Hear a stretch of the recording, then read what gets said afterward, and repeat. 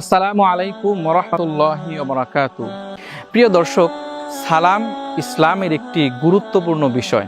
আল্লাহ পাক রব্বুল আলামিনের আদেশ এবং রাসূল পাক সাল্লাল্লাহু আলাইহি ওয়াসাল্লামের সুন্নাহ। তাই সালাম দেওয়ার ক্ষেত্রে আমাদের মাঝে কোনো ধরনের বেয়াদবিমূলক আচরণ যেন না হয়, সেদিকে আমাদের সকলকেই খেয়াল রাখতে হবে। যে ভুল উচ্চারণে, বিকৃত রূপে কিংবা হাসি ঠাট্টা করে আমরা কেউ সালাম দিব না। আবার কিছু কিছু সময় সালাম দেওয়া আমাদের উচিত নয়। যেমন হাদিসে উল্লেখ আছে যে নামাজরত অবস্থায় সালাম দেওয়া যাবে না, বা কেউ যদি কোরআন তেলাওয়াত করে তখনও সালাম দেওয়া উচিত নয়। আবার জিকির অবস্থায় এরকম বিশেষ কিছু অবস্থা আছে যা আমরা সকলেই জানি। তো যে সময় সালাম দেওয়া উচিত নয় সেই সময়গুলি আমরা অবশ্যই খেয়াল রাখবো।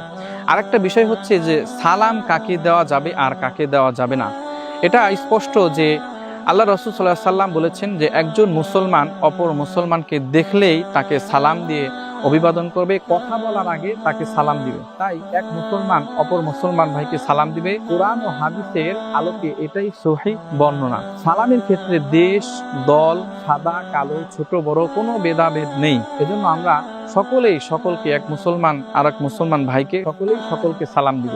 কিন্তু বিধর্মীদের ক্ষেত্রে বিধান হলো যে বিধর্মীদের ক্ষেত্রে আপনি তাদেরকে মাসনুনি বা সুন্নতি যে সালাম আছে সেই সালামটা আপনি তাদেরকে দিতে পারবেন না। বিধর্মীদেরকে দেখলে শুধু বলতে পারেন যে আসসালামু আলা মান ইত্তাবাল হুদা। আর কেউ যদি এই কথাটাও না বলতে পারেন তাহলে বলবেন যে কেমন আছেন, তো এই কথা বলেই আপনি কথা শুরু করতে পারেন। তো সালাম নিয়ে আমাদের দুটি পর্ব অতীতে করা হয়েছে, তো এটাই হচ্ছে লাস্ট। তো আমরা এ পর্যন্ত যতটুকু শুনেছি, আল্লাহ পাক রব্বুল আলামিন আমাকেও আমল করার তৌফিক দান করুক এবং আপনাদের সকলকেই আমল করার তৌফিক দান করুক।